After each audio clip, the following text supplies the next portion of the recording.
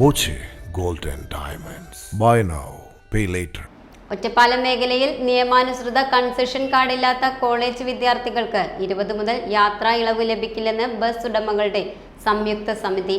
ജില്ലാതല students travel facility committee തീരുമാനപ്രകാരം കാർഡുകൾ ലഭ്യമാക്കാൻ സ്ഥാപന മേധാവികൾക്ക് അനുവദിക്കപ്പെട്ട സമയപരിധി ജൂലൈ 1 പൂർത്തിയായ സാഹചര്യത്തിലാണിത്.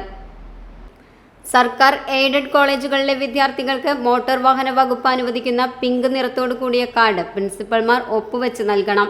സ്വകാര്യ കോളേജുകളിലെ വിദ്യാർത്ഥികൾക്ക് മോട്ടോർ വാഹന വകുപ്പ് അനുവദിക്കുന്ന പിങ്ക് നിറത്തോടു കൂടിയ കാർഡിൽ സ്ഥാപന മേധാവികളും ജോയിന്റ് RTOയും ഒപ്പുവെച്ചാണ് വിതരണം ചെയ്യേണ്ടത്.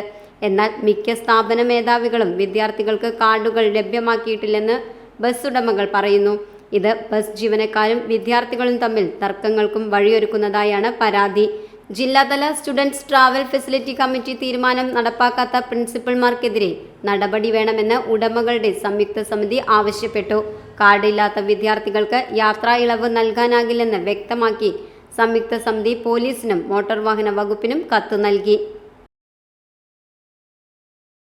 Time kids pre school, Mannannur road, Vaniyamkulam. .View news. കാഴ്ചകളാണ് ലോകം, കണ്ടു തുടങ്ങുക.